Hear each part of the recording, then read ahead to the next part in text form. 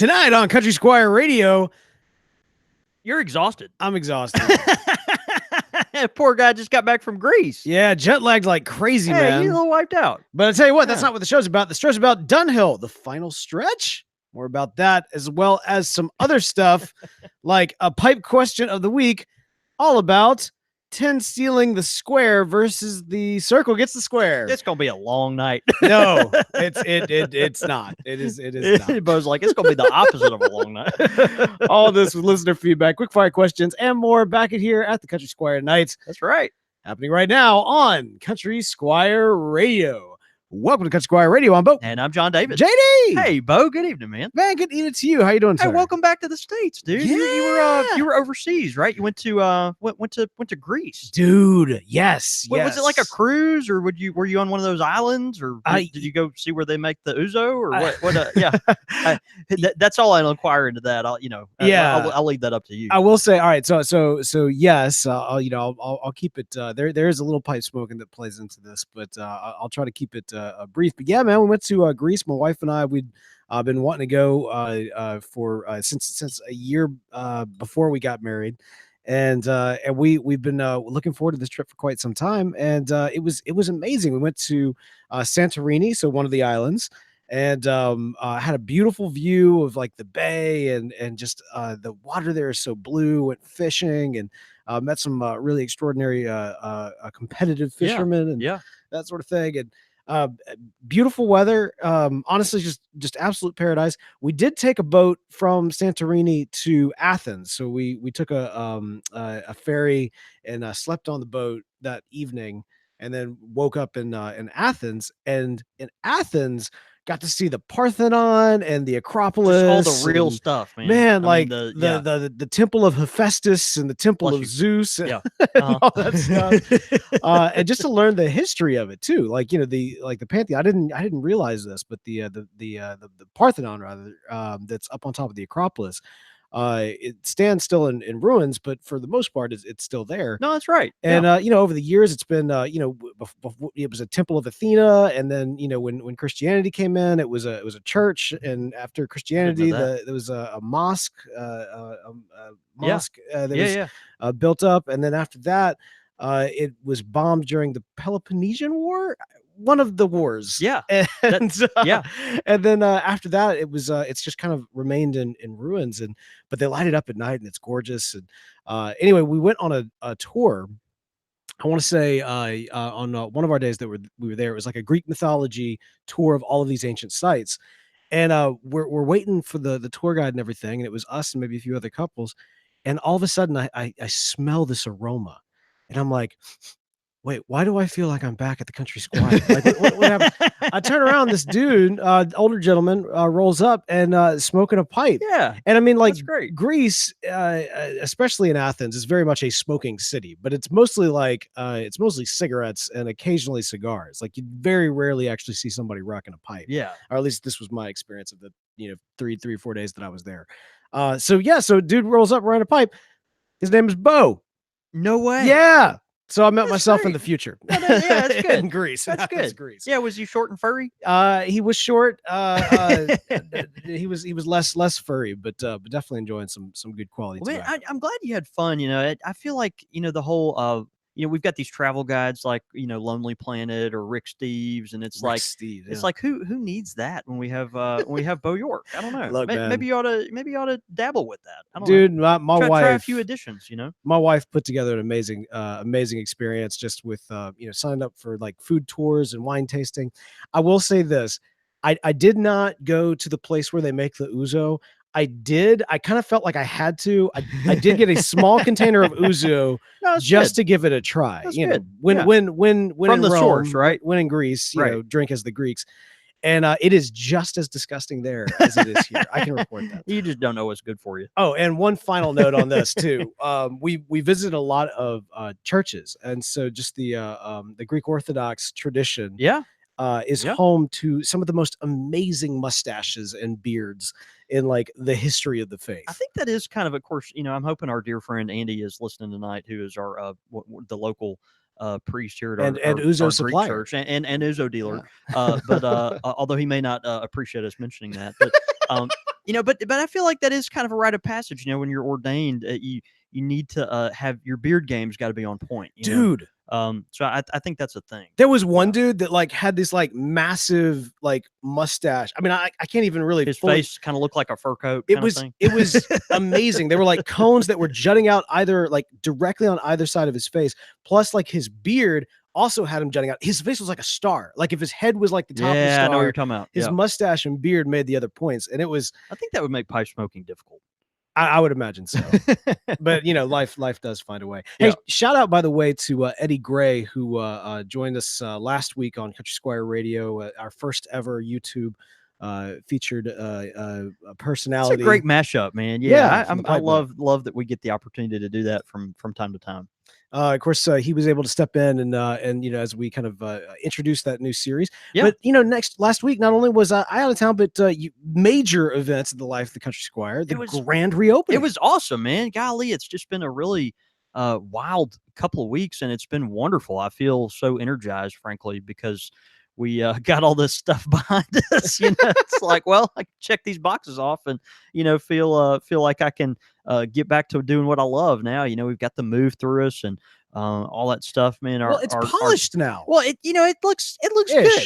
Yeah, I mean, we got all this old furniture junk and stuff in here, these old cabinets and everything, and it just feels like home. We're nesting, I think, pretty well. So yeah, man, we had our grand reopening last week. It was awesome. Of course, our friends at Perdomo Cigars help us come in and kind of break it in. I almost called the event "Seasoning the Squire" because it's like, you know what I mean. It's that we got to yellow up the walls a little bit, right? It gets that nice hazy nicotine color going around here. But anyway, had a good time, live music and lots of food, and it was just really great. And made a dedication. We did, man. This was really special. So, as longtime listeners of the show know, the Country Squire was started by a family here in 1970 named the Reeves family, Gwen and Jim Reeves. And whenever you move, especially a historic shop like the Country Squire, there's an opportunity to do some special things there that you're not going to get again, right? Until maybe some other big change happens. And so, we've got all this beautiful space and everything, and the history of our shop is so important to kind of our DNA, our identity. We want to be that place that's different. When you come in, you feel like you're part of the family and all that. And the Reeves family were a big piece of that. And so, I feel like we were going to miss the opportunity if we didn't do it then. And so, I actually, we decided to, our new beautiful lounge that's just right, about 20 feet, to our left. We decided to name it the Reeves Room. And that was really special. So it was just something that we thought we'd do kind of in honor of them. And it was really neat. I found some old pictures too. I'll just hold up briefly. You won't be able to see these really on air, but some really old photos of Mr. Reeves and of course Miss Gwen, who hired me.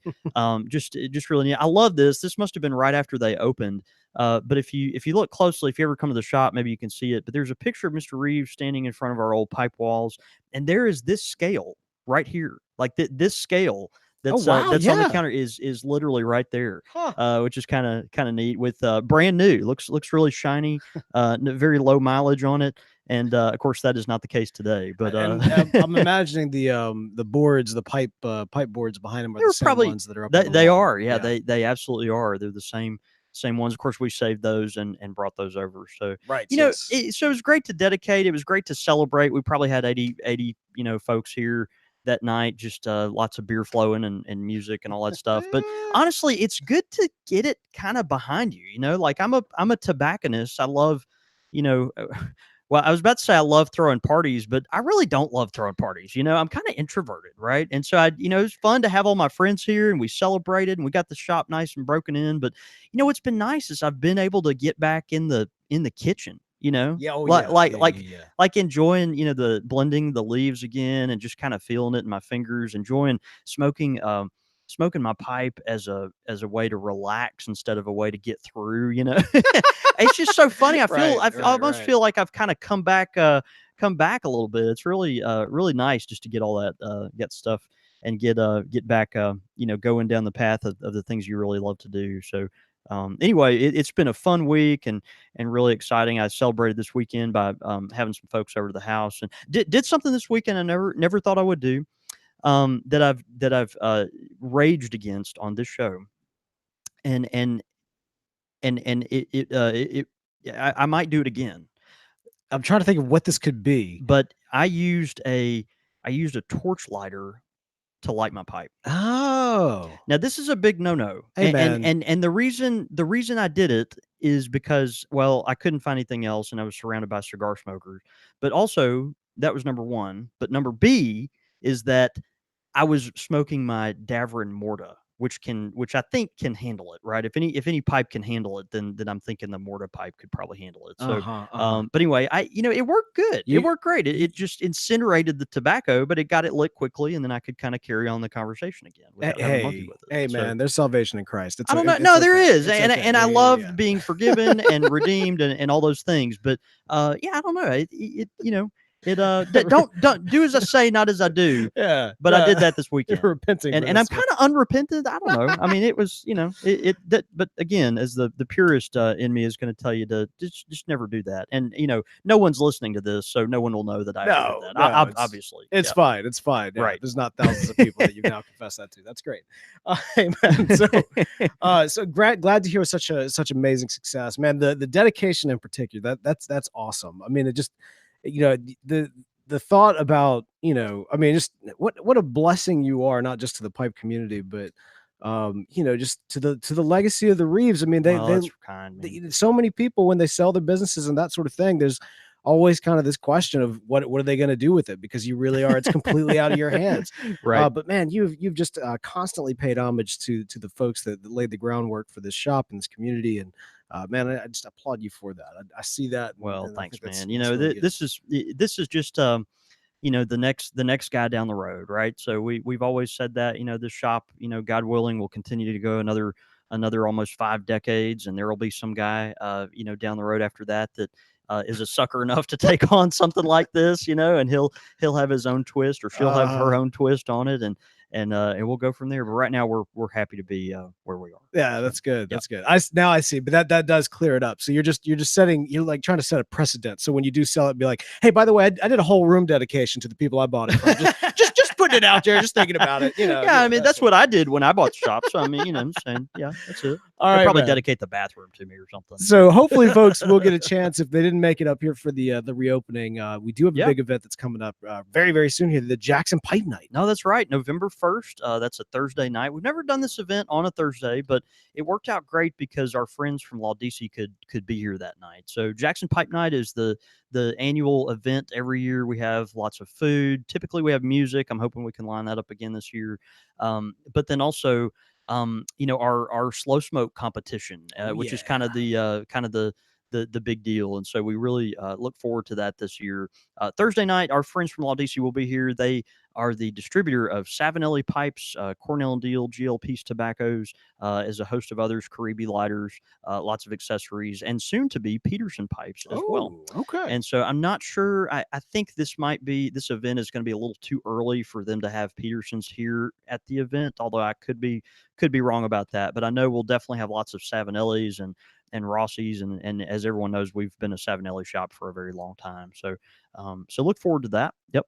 And one other little announcement too, we're doing a couple things to kind of celebrate the shop as far as reopening this month. We've got our Chacombe pipe sale going on. That's still going on through the rest of September. Yeah. And so you can find all those pipes on our website. There's a few left, some really, really pretty ones. All those are 20% off. And then we're also doing a good old fashioned raffle.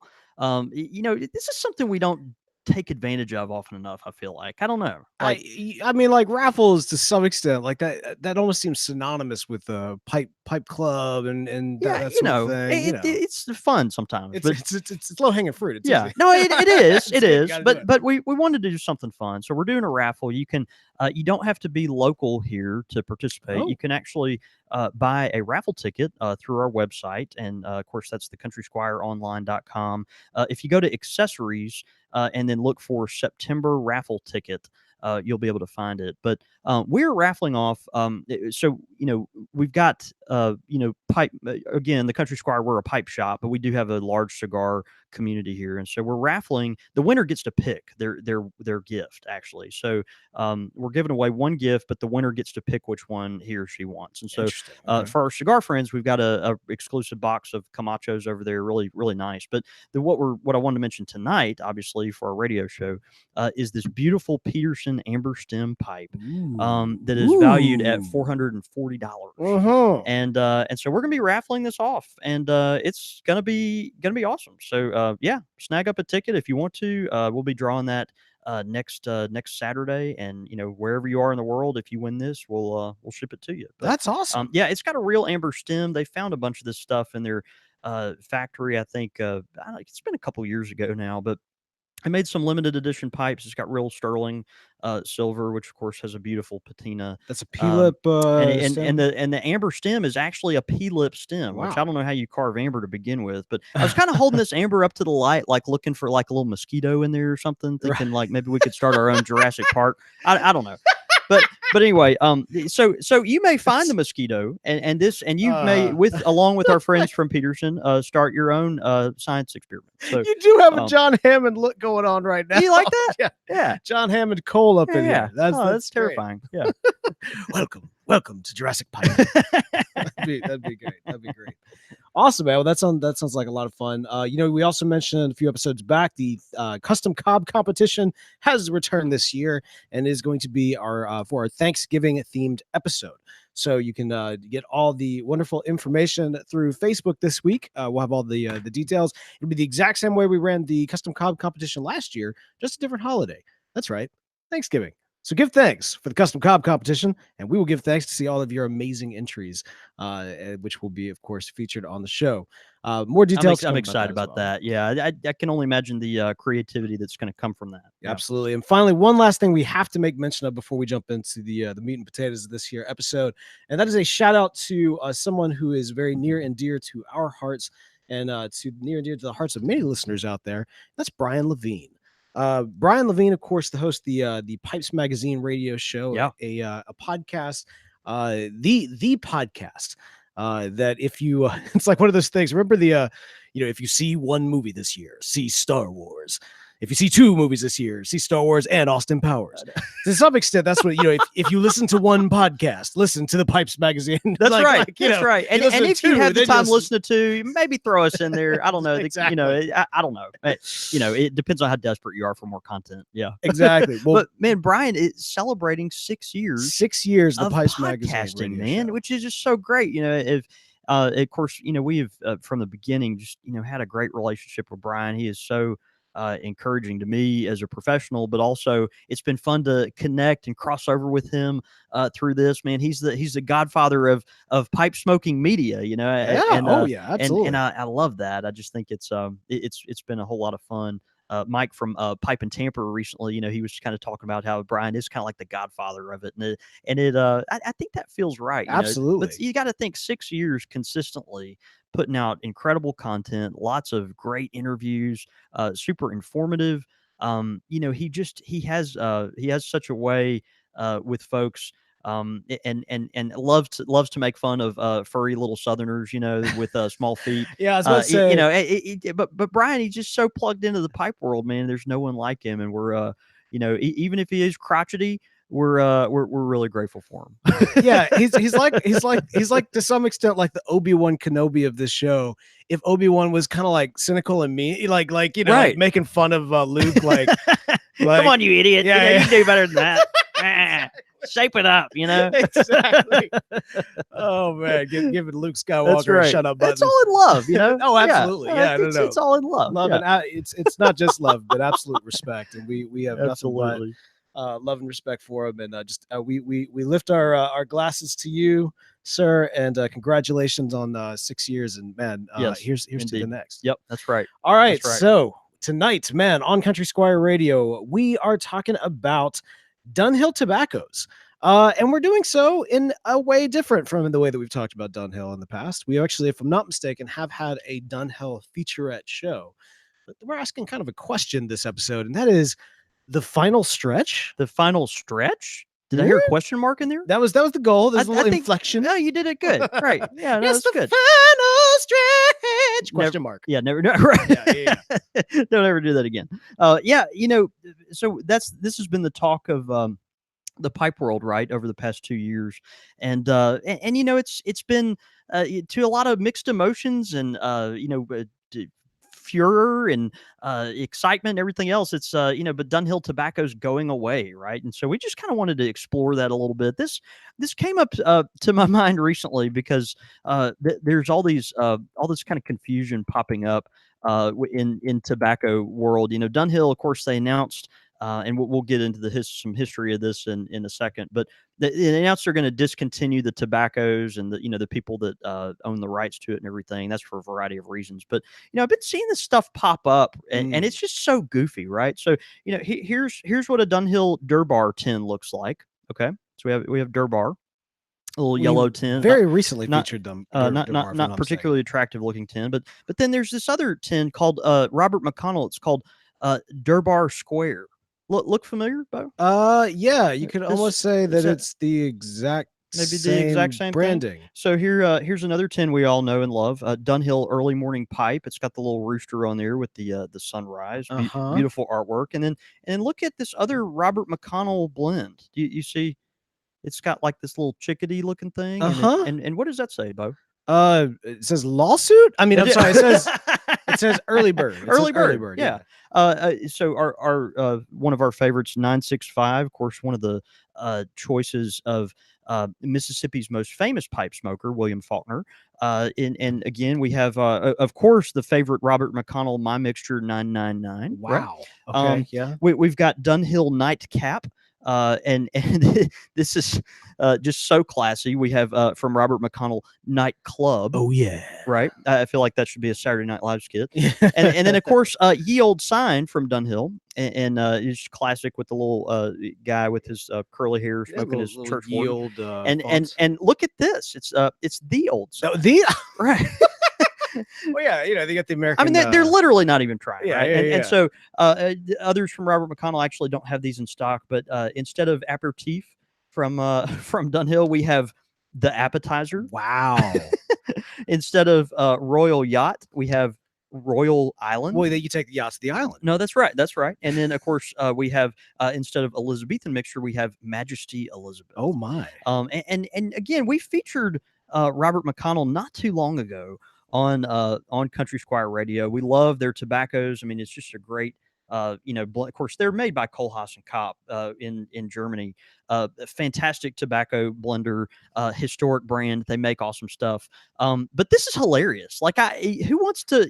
I'm a sophisticated pipe smoker that's been smoking nightcap for decades out of my fancy Dunhill. I've got a Sillum's lighter that's got rhinestones on it and all this stuff, and I put it in my sweet Chacombe leather bag that's got all these things, and I'm gonna smoke something called Nightclub. Like you just I don't know. It does seem a little concerning because when the Germans show up and they start taking your stuff, historically speaking, that's just well, there is that. I don't know. Yeah, maybe that could be its own episode. Yeah. So you've got these Dunhill tobaccos. Dunhill's going away. What does this mean? Obviously, we're going to see more of this, I think, going forward because people want to make these clones of Dunhill tobaccos, right? How do I say this? The old sign. Is that? Are we cool with that? Like, I mean, like, it's one thing to make a. I like with where the industry is right now. I mean, like everybody's looking for various tobaccos to kind of replace, to rotate in where old tobaccos were. But all right, so early bird. This is good. That little chicken thing on there looks like I drew it with my left hand. Yeah, yeah. It looks like a knockoff. I mean, it is a knockoff. It's so ridiculous. And I mean, to some extent, like you know what it looks like actually. All of these remind me of those movies, like those really, really like low quality, like straight direct to DVD movies. Yeah, that's right. They try to get the parents to buy them because, like, the Avengers isn't out, so here's like the Avengers or something like that. The Avengers instead of like the Transformers, it's like the Transmorphers or something of that nature. This kind of reminds me of that whole industry. And Yeah.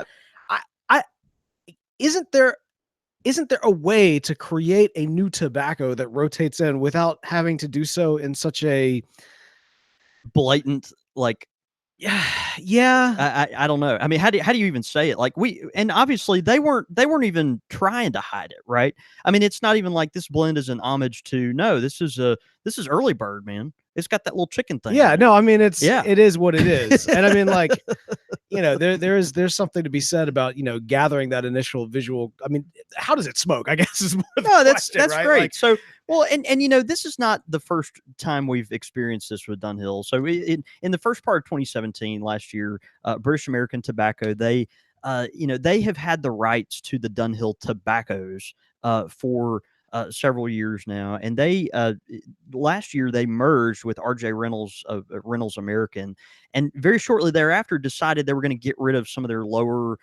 performing, more niche kind of market stuff to focus on the big things, consolidate, and kind of move on.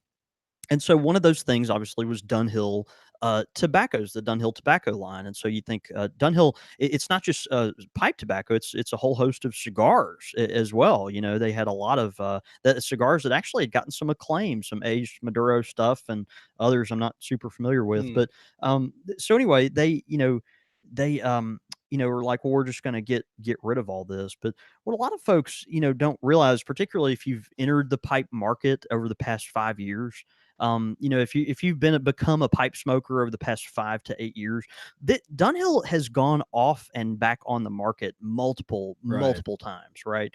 This isn't the first time this has happened. Dunhill had been off the market for several years before it was reintroduced in 2010 in America. And we're only talking about 8 years ago, right? I mean, it's eight years. So this, early morning pipe and nightcap and all this other stuff, it's only been on the American market for 8 years. Um, and you got to remember these are not the original recipes. These tobaccos over the years have changed. A lot of folks have said, oh, back when the Murray company made it, it tasted so much better than this stuff that STG is making. Some people are like, no, the STG stuff is superior and it's even better than it was in the 90s and all Mm, this. And it's and so on and on. But each and every time this happens, so it goes away, it comes back, it goes away, it comes back.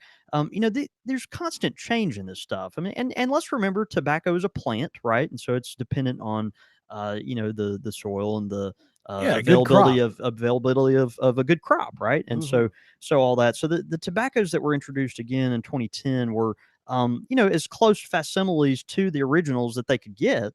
But again, in general, these are different. These are different tobaccos, and so what's happening now, right? Is we're seeing these Dunhill, Dunhill's about to leave the market again, and we're starting to see these clones pop up, like nightclub, and exactly, and the old sign, and the thing is, these are very reputable tobacco houses that are doing this kind of stuff. Okay, so keep in mind, okay, is this like kind of lame and kitschy, and it's like we know what they're doing, they know what they're doing, they're open about what they're doing.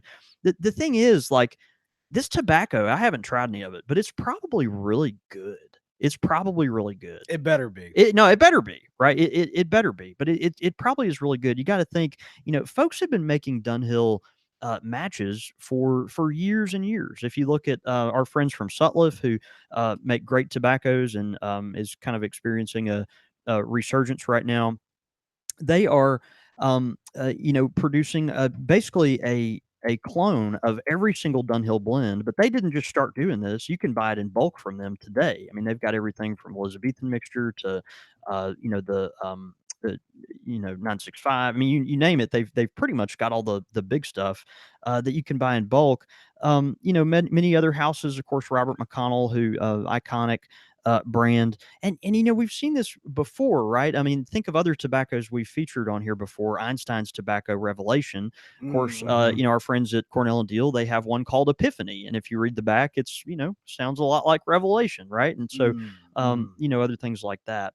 So you're going to see more and more of this. I think the thing to keep in mind is, give some of these tobaccos a chance. This, because Dunhill is leaving the market, don't this is not this is not again the end of the world. I mean, these are tobaccos. Every time it's reintroduced, every time it comes out, there's going to be changes. There's going to be stuff, and so a lot of these tobaccos, this is an opportunity to try new blends. These are these tobaccos, even though their names are frankly ridiculous, they may even be better than the current stuff on the market, and I really believe that. I really believe that, and here I am saying it, but you're applying some polish to this right here. No, yeah. I'm just saying, I don't, do I really want to be caught dead smoking? I don't know. I mean, Majesty Elizabeth, that doesn't even sound right. That doesn't sound right. But I mean, it's And maybe it's a German thing. But it's one of those things that these are tobaccos that folks are making to try to mimic other storied tobaccos, right? Yeah, and so think of the great artists in the past that have been mimicked and done things in not just tobacco painting or any kind of art, sculpting or whatever. And it's like, well, we're going to do something similar, but it's going to be our twist. And maybe you don't call it the Statue of David, maybe you call it David's statue. But I don't know. I just think there might be some merit to trying some of these things. The you know what I Statue mean? of David. Right. Okay. So yes, right. Like when it comes to from the standpoint of custom blends or an attempt to kind of match a product that's no longer on the market, like that makes sense. That's part of the way the industry works. That's part of the way every single industry works. When something's not available, innovation steps in and, No, that's right. tries to Yeah. create it, fulfill that need that's not being met, and ideally, as you say, with artisans coming in, improve upon that and maybe create something wholly different that emerges out of that attempt. And so, yeah, absolutely, that's great. It don't have to look like that though. Like that's where fair. I feel that's fair. That's fair. It would seem there has to be a way to do that, because let's say that you go, we'll just use Ye Old Sign and The Old Sign. Let's say that you are a huge fan of Ye Old Sign and you start picking up The Old Sign. Well, even if it tastes great, you know what? I would even argue it could taste exactly the same, but there's going to be something about popping open that tin, a can of The that Old Sign, off-brand, right. Well, no, it's Kroger versus Kellogg type, thing. It's like going to the store and you get the bootleg Fruit Loops or whatever, exactly. in the big plastic bag. Yeah, and you're like, yeah. Man, I colorful really do, circles. I really do prefer the colorful circle. But like that's what this is. And so, like you say, you may love it. You may love it. No, that's great. But you don't. But you don't tell your friends that you love it, right? Well, hey, I love Nutty Nuggets more so than Grape Nuts. Nutty Nugget. Exactly. Exactly. But that's the difference. I was brought up on me buying a Nutty Nugget. I was brought up on Nutty Nuggets. Kroger brand. That's how we were brought up. That's good. That's good. Well. So all these tobaccos again are going away. We're going to see tobaccos popping up. And just as a note too, this Robert McConnell stuff that we're having a lot of fun picking on tonight. This is currently not available in the American market, and you're going to see this stuff in Europe more. But the reason you probably won't see this in the American market is because, well, no, it's actually, believe it or not, it's due to the current the new FDA rules that of course our pipe community has been dealing with over the past couple of years here. And so, these are not, even though The Old Sign is really close to Ye Old Sign, these are different tobaccos, and each one of these SKUs would have to be resubmitted to the FDA. Man, I wish I'd known. I would have picked some up while I was in Greece. I know some of that Greek nightclub, right? Yeah. I went to a Greek night. That's a whole nother thing. I don't want to hear anything about it. Yeah. But so one thing I don't want to mention, a lot of folks have been asking, look, should I start snapping up these Dunhill tins, right? I mean, is this something that I need to do? You got to think the closest comparison we have to this over the past, several years has been the McClellan thing, right? Earlier this year, McClellan goes out of business. All of a sudden a tin of Frogmorton, you can buy it on, eBay or whatever for, $75 for a, $15 tin or something like that. I mean, it's crazy stuff. This is a little different though. I want to just kind of at least analyze this a little bit. And I may be completely wrong on this. So I don't want anyone to make their tobacco investment bets based on what what I'm about to tell you tonight. Put it all on pork bellies. Yeah, everything on pork bellies. It's all pork bellies. Right, right. No, when you got to think about how McClellan went down, right? And so this McClellan was overnight. Like they were cranking out and pushing this stuff out. And then overnight, without any notice, retailers would try to reorder the stuff and it was just gone. And they were like, oh, well, it's out of stock and might be back in stock soon. Okay. Well, okay. And then 2 weeks later, they were just, you know what, we're done. We're done. And so with McClellan, we had zero notice at all. No one had time to stock up. No one had any kind of, there was very little lead time on this to kind of prepare for that. And I think that added to some of the speculation and some of the, buying tobacco tins, flipping it for 3, 4, 5 times what they're worth, that kind of thing. And you'll continue to see that. Of course, McClellan tobaccos are much less distributed, than Dunhill tobaccos. At least that's my thought.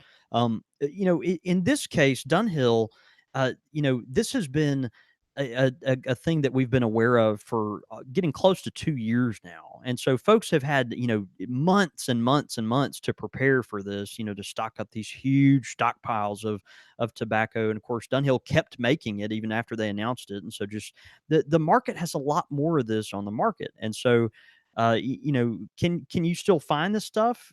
Yeah, I mean, you can. It's not.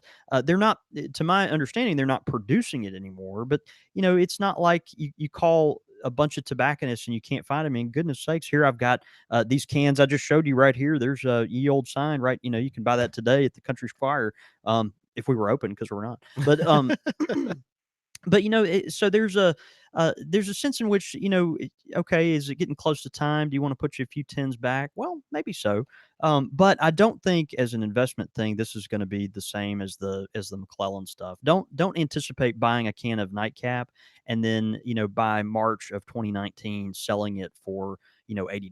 Right. I just don't think that's going to happen. Well, and there's too much of it on the market. Yeah, and as you mentioned, just kind of because of the preparation time, you do have these companies that have been working on replacement style tobaccos for this for quite some time. So you don't have the scrounging of everybody trying to figure out, recapture the match at a fraud Morton or something of that nature. Yeah, no, that's right. Yeah. without years of investment and trying to figure out exactly how one might go about that. So it's not going to be you've got like you say, some lead time and the potential for some really solid handoffs. Yeah, From just industry taste standards, that is. No, I think so. And you're going to have a lot of folks, that are coming out with these clones and have already for years, with with Mike McNeil and McClelland. Let's be honest, Mike, he's probably going to take some of those recipes to their grave with him because he's just stubborn, and so will those be introduced at some point? I highly doubt it. Will the Dunhill stuff be picked up at some point or heavily reproduced because those are more readily available leaves, or the recipes are easier to mimic? I don't know, but it seems more likely to me that that'll be the case. So anyway, but coming soon to the Country Squire, Toad Cellar. It's Toad Morton Cellar. Frog, right. Frog basement. Frog's basement. Frog barrel basement on the bayou. Oh, man. Yeah, that's it. So yeah, we'll see. This is it's an interesting time, but Dunhill tobaccos are popular enough, and this stuff just cracks me up, and so I felt like we had to explore that. Dude, what a treasure trove! That was good. Yeah, hilarity. That was good. By the way, these pictures will be up on the Facebook page, and I feel like we got to. Yeah, I don't know. Maybe we need to make something with nightclub here. Yep. Yeah, we'll do a quick. After we get done recording, let's do a photo shoot with a tin on next to the picture and all. Yeah, that'd be good. Yeah, I like that. We'll I like that on up there. Well, here's the deal: as these various clone tobaccos or whatever you want to we should we should actually, I know we were going to call this the stretch, but maybe we should actually call this episode Attack of the Clones. Attack of the Clones. Dunhill, Attack of the Clones. But that's pretty good. Yeah, that's pretty good, that might be the name of it. Yeah. But as you are going out and sampling a lot of these tobaccos that are kind of entering into these potentially open spaces in the future, and even in some instances the present, the best way to do it is make sure you're getting the quality smoke that allows you to figure out all of the various flavors that are there. Make sure that this is, take that strategic surgical approach to ensure that this is the tobacco that will fulfill the spot in your smoking rotation. Yeah, the hole in your rotation that you've got to fill with something. Well, we want to pick the right tobaccos, and obviously the way to do that is with a cool, clean smoking pipe that gives you the purest flavor of the tobacco. And of course, the best way to do that is a pipe from where? Our good friends at Missouri Meerschaum. That's right. That's right. Tonight we're featuring the Missouri Meerschaum Cole Younger pipe. This is part of their Outlaw series, and it's a fantastic pipe. $16.99 retail value. It's a great pocket-sized pipe with a generous bowl, and it has that kind of spindle mushroom top to the top of it, and a rounded bottom. Really classy, polished pipe with a nice sterling stem there on the band, and so just such a beautiful pipe. It's a great pipe to get started with, and also kind of give you, you're already making a statement with the corncob pipe, but this gives you a little edginess. This might be something maybe our poker fans love, or poker pipe fans love, or if you're kind of in the male, pushing the envelope and how you look and aesthetics, this might be something up your alley. I don't know, or any of our cowboys out there, obviously. And so anyway, the Cole Younger pipe available from Missouri Meerschaum, corncobpipe.com, or at your favorite pipe tobacconist. And so, man, just great pipes from Missouri Meerschaum. We believe in them. If you have smoked a Missouri Meerschaum, a Cole Younger pipe, tweet it out.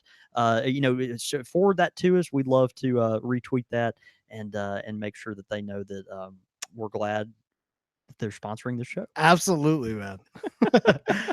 All right, brother. We got pipe question of the week. It's coming in from Duff Duffman.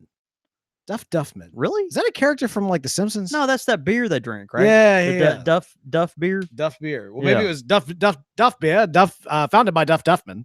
Probably was, actually. It probably was. After Stuff beer went off the market, Duff beer came in, and that's how that worked. All right, no, Duff Duffman, he writes in a question from a new pipe smoker. Are square tin vacuum are square tins vacuum sealed like round tins are? He says, my local brick and mortar does not move their pipe tobacco very fast, and I've found a few square tins that open up a little too easily. And I suspect that someone has opened the tin for whatever reason, and they have just dried out sitting on the shelf. Any advice you can give would be much appreciated. Keep up the good work. Your podcast is top notch. Let's go have a day or night or whatever you say in Jackson. Again, that is from Duff Duffman. Yeah, great question. It's so funny because I think, particularly as a flake tobacco smoker, I think the square vacuum sealed tins are the best looking tins on the market. I feel when I buy a tin and I want to feel special because I bought a tin, it's like I bought these new running shoes and I feel special because I bought it, or whatever the new widget is you bought that you're like, man, I'm gonna feel good after I buy that. Right. The square vacuum sealed tin is the one for me, and it always has been. There's just something about it. But let's be honest, they're terrible. Whoa. They look so cool. I love how they store, or pack, fit in, your cellar or whatever. But they are so incredibly unreliable when it comes to keeping over time, and frankly, just pop open regularly. I mean, wow. And you'll see these very valuable tins that have done this. I think to myself. Our friend Mark, actually, he ordered from us a tin of Butera Pelican, again in a rectangular tin, and it had popped open in the mail. It's one of those things that just the square is not as strong as the circle kind of thing, and so it's perfect for flake tobacco because it fits and it's just makes sense to store it that way, but it just doesn't work well, and so you want to beware of square tins, particularly if you're buying them, new. let me say it this way: if you're buying it from a place where you think it's sat for a while, yeah, you want to look closely. Turn it on its side, look very close to see if you can tell if it's indented in the middle. That's kind of how you know that it's still sealed, right? You don't want to open it to try to figure it out because then you're the one that opened it. But but take a look at the side, see if it's still indented in the middle, just a hair, and hopefully that'll let you know if it's sealed. If you press on the middle and on the bottom center and it clicks, then you know it's been opened at some point. Oh, wow. But this is the thing, and we always say that not just about the square vacuum seal tins, but the round ones too, like our Dunhill tins that we're talking about tonight. Um, if your goal is to age the tobacco for a long period of time and to be positive that it's taken care of, I'm I'm probably I've done this before. I'm probably going to advise you now to take the tobacco out of this can and put it in a mason jar. I mean, I really am. I just in general, the vacuum seal tins they don't particularly last long, and they're not reliable. Or we've even seen rust in these things and stuff, just crazy stuff. And so now some people do like to age tobaccos in these tins because the aging process is slower in these tins because you don't have the introduction of air, in there. In the McClelland, Cornell and Deal GLP style tin, you've got some air in there, and so that's going to age a little differently and taste great. But if it were me and I bought this, and my goal is not to collect this tin, but is to smoke it one day, I'm probably going to pull it out and put it in a mason jar. And particularly, I would do that with the square style tin. So be careful. When you buy those, I think that's something that you want to be aware of. If you're really excited about the tobacco that's in the square style tin and want to smoke it one day, I'd take it out, put it in a jar, and man, sit on that stuff, and you'll be happy a couple years down the road. There you go. Well, great question, Duff. And hey, if you've got a pipe question of the week, be sure to send it in to us, show@countrysquireradio.com. Again, that's show@countrysquireradio.com. Quickfire questions. All right, man. We got some great quickfire questions that have been sent in to us. Of course, quickfire questions brought to us by the Tin Society. More on them in just a minute. Man, all right. These are coming in from our boy Mark VV down in Louisiana. Oh man, yeah. This is great. I think he's trying to come to Jackson Pipe Night actually this year. I believe that's correct. Yeah, he did mention it's good. tough with it being a weekday, but if he's able, I think he's planning on being here. All right. So Mark VV, of course, longtime listener of the show. And I think he's having a little fun at our expense from that standpoint, because the theme is let's have fun with punctuation. All right. Okay. Let's see. Really, Mark? Is this what we that's what we're doing. No, that's great. All right. So, oh man, some of this is actually going to hurt to actually say. Okay. All right. Pecans or pecans? Pecan. We are both pecan. Solidly on record here as it's being a pecan. Pecans. Right. Anybody, I will say this, and I will hold fast to this. You stand by it. Anybody who says pecan is not from the South. I don't care if they've got a multi-billion-dollar cooking whatever based off of they're just so Southern. If they say pecan, they're not from the South. They poser. They are a poser. they're faking their accent, and they're trying to own something. But no, down here we say pecan because a pecan means something else down here. Okay, that's the ad house. That's right. That's right. So we say pecan, and they're delicious. Pecans are not anyway. Tomato or tomato? Tomato. Tomato. I mean, like, it's a tomato, Beau. It is, but it's more fun to say tomato. It's a tomato. I could go either way. Okay. All right. Okay. Latakia or La Tak Ha. Yeah. So he's saying Latakia or Latakia. So Lata versus Lata? I guess so. Okay. I mean, for me, I don't know. I just kind of tend to, in my own, ridiculously uneducated Southern way, just kind of slur it all together. So it's it's Latakia. Of course, our friends from I know what he's doing here. He's saying Latakia. Oh, yeah, and that's So our friends, a lot of friends from overseas, they and some folks in the States will pronounce it Latakia. That probably is closer to the original way of saying it. I don't really care. It's still Latakia to me. Yeah, I'm Latakia as well, especially since I didn't even know there was another way to say it. Yeah. Oh, yeah. Butter or butter? Butter. Butter. Butter. Butter. Well, you hear someone say butter, and that's Southern, but that's kind of that gentry Tidewater accent that well, we're gonna have. Savannah. Yeah, y'all just come on over Get the butter for out Sunday in dinner where Savannah. you pull out the butter and all the trimmings. Man. Yeah. Butter. It's butter. It's butter. Yeah. Yeah. Kale or Mark. Sorry, kale or trash. He's such a clown. Said. Yeah, I don't know. Kale has its place. Generally, it's in the trash. But wow. but I like Okay. I like the occasional kale. I'll go with kale. We'll go with I kale. like it's oftentimes the kale's place is in the trash. But sometimes it's good. I'll give it to kale. Kale chips for with dinner tonight. It was delicious. Yeah, you just told the world that. I have no problem with that. That's great. Yep. Mr. lights my mortar pipe with a torch. With a torch, I know. Yeah. Never lived that down in the pipe community, right? Yeah. Man, all right. Well, great quickfire questions. And of course, quickfire questions brought to us by the good friends at the Tin Society. Now, yes. The Tin Society is an amazing online service where you sign up and you can get pipe tobacco delivered to your house on a monthly basis. I'm talking about samples from various premium tobaccos that allow you to expand your palate, open up your worldview, and maybe, just maybe, find that new tobacco to replace what you've been looking for, searching for, hoping for, whatever that hole is in your life.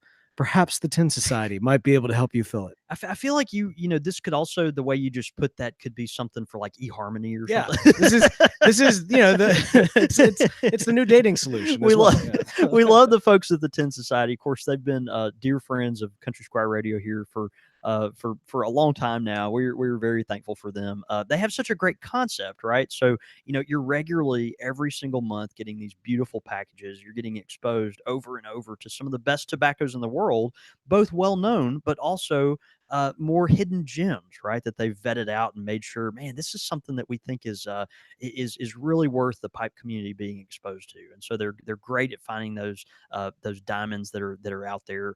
You get several samples each month. You get the opportunity to smoke a few bowls of each sample.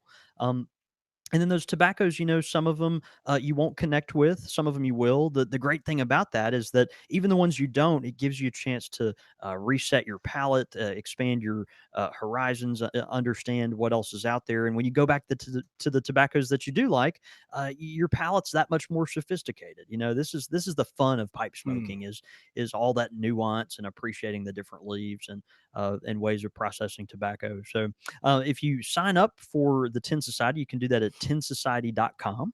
Use the code Squire and you'll get 20% off your first month's service if you do that. So, just a great way to get exposed to tobaccos from all over the world. We thank the folks from the Tin Society for sponsoring the show, and we encourage you to go check them out. Excuse me. Wow, that's terrible. Jet lag. Let me get a little bit of water there. Yeah. Okay.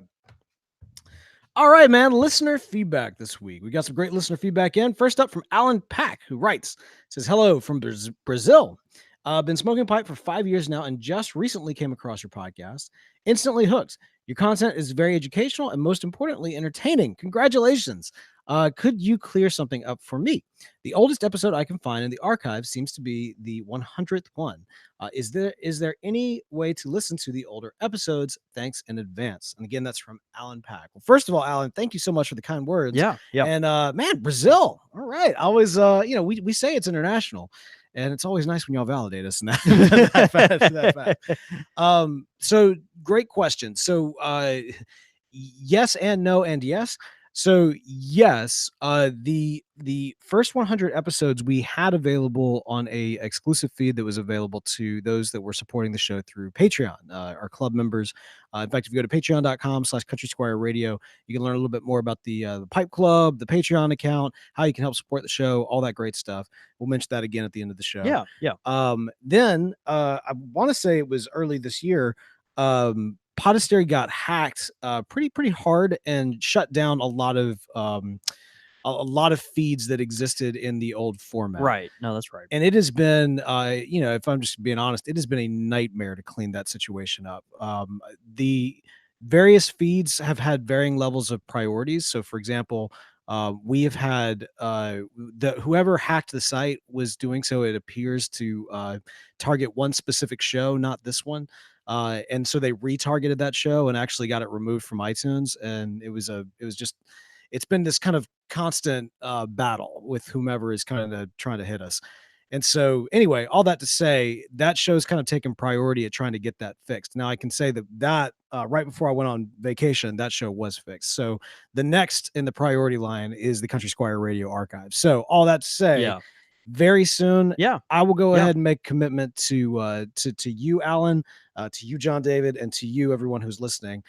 Those first 100 episodes will be back and available before the end of this year.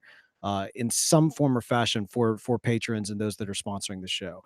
The easiest way to do this, I'll just be honest with you, is putting the files like in a Dropbox folder, but that's not the most convenient for you. It's convenient for like us, but it's not convenient for as far you. As consume, Exactly. And so we want to try to get it in a better way that allows you to be able to enjoy the content as opposed to just kind of opening the file and all that kind of stuff. Worst case scenario, if that's what we got to do, that's what we got to do. And, to some extent, well, anyway, all that to say, we'll figure it out. But like I said, that is currently my top priority as I re-enter these United States. So hopefully we'll have that up in an announcement sooner rather than later, but definitely before the end of the year. All right. Hope that answers no, I the think question. That's good. Yeah. No, I'm glad. Glad you took the time to let our folks know that. Yeah, absolutely. That's great. All right. Next up, man, we got one in from Commodore. What does Commodore have to say? Hey, it's your boy Commodore Perry. It's your boy Commodore Perry. He spelled boy BOI, which we had to ask if that was a thing. Yeah. And we had a millennial in the room who hooked us up with. Well, we technically all are, which is terrifying. But anyway. I'll deny it till I die. But anyway, so it's your boy Commodore Perry. A while back, I saw a whole box of Aristocob refills at my local pipe shop and had no idea what they were. I Googled Aristocob pipe and found the coolest, most authentic pipe I had seen. Who made these inserts? None other than the illustrious Missouri Meerschaum. I soon went back and bought the rest of the box refills, 7 boxes of 3. I got an Aristocob shortly after and have thoroughly enjoyed this pipe with all the tobaccos. Can you give me some history behind the pipe, maker, and its functionality? I do not understand why such an innovative pipe was discontinued. Thanks for the wealth of information you boys deliver week in and week out, convincing me to give bourbon another shot and regretting it every time. I want to look real quick because I actually didn't prepare for this particular question. I think I know what an Aristocob is, but I want to make sure I've got that. Oh, this is fun. All right, so this is one of those rare moments where people get to see where the sausage is made. Yeah. And they hear me say, "Hey, Mike, cut out the part where John David admits he doesn't know what he's talking about." Yeah. And so whatever his answer is about to be, just cut directly to that. And that's okay. Yeah. Okay. So, I want to be the first to tell folks that I don't always have the answers, and I want to be the guy that will tell you that. Absolutely. If I don't, and let's find out. Let's find out together. Exactly. It's just the Googling of the answer. It makes for really poor audio experience. No, that's right. That's right. So I will say that this is what I thought it was. I have seen these before. The Aristocob pipe. Actually, my friend Ricky, who is a picker, he goes around to these yard sales and estate sales and stuff. He gets all this stuff. Well, he brought a box of these in not too long ago. But the Aristocob, it was this metal pipe, think like the Falcon, but it had cob inserts for the bowl rather than briar inserts, and so it was you swapped out basically your cob bowl into the pipe rather than putting a briar insert in the pipe. It's really interesting, and this was very popular for years. You can still find occasionally these sets. I think they're becoming more and more valuable. But you take off the top of the metal pipe, you pull out your one cob and you put the other one in, and it's got these little cob refills. Very interesting. And so that's been out there. I don't know much about it other than I've just seen a couple in person, most recently with my friend Ricky that was here in the shop. So I'll try to do a little research on that. I don't really know. Much about it, like I said, but I think it's a cool idea, and would like to know more. These are things that I'm mystified that went away, but at some point you're like, well, I mean, stuff comes and goes, so Yeah. I don't know. Well, Yep. and the great thing is we can always Yep. revisit for a future episode of Country Squire Radio. No, that's right. That's right. Well, great Yeah. listener feedback. Also, the tweets have been coming in. Everybody's really excited to be joining us and adding their 2 cents via Twitter. Our friend Hoctor the Love Doctor, he asks, guess John David's pipe. He said, "Well, it's a bulldog. Is that a Camoys?" And it is. It is. My beautiful wife bought me this pipe a couple years ago before she was my wife, and I love this. She pipe. knew the way to your heart. She did. She did. Brian chips in. He's like, "I love my friends from Mississippi." Brian, thanks so much, and again, congrats on just such a great legacy, man. Lots of stuff going on here. The gift game is tight tonight. It's on point. Our friend Varge, he says, I've got dibs on the blend night C _ app. And I like this. Really Odelio, he says, do you have a sense for how blenders think about consumers aging their products, or do you only think in terms of immediate consumption? Ooh, that's a great question. This is a question that could be its own episode, and that's a great question, and I've never had it posed to me exactly like that. Although I think about this regularly as I'm experimenting. I think most blenders are thinking about immediate consumption. Of course, you have the blends that are very intentionally set aside for aging, like the Cornell and Deal Cellar Series. It's like, well, you're supposed to put these back. The peak will be in 8 to 10 years or whatever they say, and I think that's really cool. A lot of blenders are gonna age their tobaccos before they put them out, and so you've got this tobacco's been aged, and now we're putting them out. But I think when the tobaccos are mixed, a lot of times, folks are thinking, okay, well, you're supposed to go ahead and open this up and smoke it. I don't know. I think there's merit to both.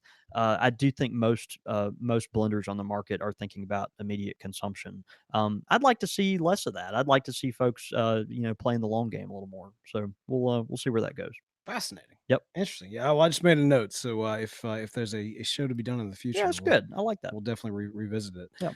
Well, hey, thanks to everybody who's been tuning in to the live show tonight. Of course, we always love doing the show live. And the guest John David's pipe. Whenever we do the show at the studio versus here, Yeah, I think you're right. One of the biggest, I see it on Twitter, like, oh, we can't guess John David's pipe tonight, And so next time we're doing it in the studio, you should bring like a pipe along just to have somewhere in there. We could put it. No, that's right. Like a little "Where's Waldo" somewhere in the background or just something kind of like see that. who gets it. Yeah, we'll figure out how to incorporate that in the future. But one way or the other, one thing that has been the case over the last several weeks is that the live show has been kind of jumping around a little bit in terms of time, in terms of place, that sort of thing. So from that standpoint, we're still kind of going through a little bit of a figuring out, where is the Goldilocks in the current era of Country Squire Radio? Not too hot, not too cold, not too late, not too early. We want it just right. So we're still trying to kind of work through what that looks like. But all that to be said, with the live show, we'll be sure to put out on Twitter and Facebook, hey, we're going live at this time. Be sure to tune in. So never been a better time to head over to Facebook, head over to Twitter. Make sure you're following us over there. You can follow, of course, the show at Squire Radio, or you can follow us individually. I'm at The Real Beau York. I'm at John David Cole, or you can get us at the shop at @_Country Squire. And of course, all those links and more can be found at countrysquireradio.com. All right, man. Dude, I had fun. Attack of the Clones. I had fun. I love Brian. He said this show is much better than the actual Attack of the Clones. Wow, that is extremely not high praise. Which no, that's true. That's very mediocre praise. But best. I think at least accurate. Yeah, right. We're better than Star Wars. That's how I'm going to try to interpret. No, right. There you go. You could interpret it that way. Sleep on that. We're better than the worst Star Wars. Right. Marginally. Holiday special notwithstanding. Yeah. That's good. That makes me happy. All right, man. Let's go have a night. See you, buddy. All right, guys. Thank y'all so much. We had fun. Hey, it's good. Hey, Beau, I forgot to give you one present on air. You remember the other day, this has been like a month and a half ago, but our friend Chris from Texas brought us some beverages. that we both fell in love with. Oh yeah. That are not available here in Mississippi. My beautiful wife just came back from Dallas and brought you a gift. Yes. And so there's some Topo Chico, which is not available in our state. And you just made my life. Thank you. So there, you're a little under the weather tonight, feeling a little haggard from your. Man. So there's your little seltzery present. Yeah. Y'all don't know. This stuff is so good. It's funny. Apparently, this has been a thing forever, but like I didn't even know it existed until Chris dropped it on our doorstep, literally, and I'm kind of obsessed. Well, he told me that these were available in Memphis, and like I took my family up to Memphis like for a day trip, like a couple weeks back. You're rummaging in the back of every Walmart trying to find the stuff. But I was though, and so that's I know. Like don't get me wrong, it was great. Saw the Peabody and it was good family time. But like, let's just pop in this store real quick and let's just see. No, Dad, why are we going in so many Exxons? Right? I couldn't find it. I couldn't find it anywhere. Thank you. This is awesome. All right. Well, it's just a little happy for to get the week started. I'm very happy about this. Thank you. Thank you so much. Y'all are awesome. All right. Let's go have a night again. again. Good night, y'all. See you.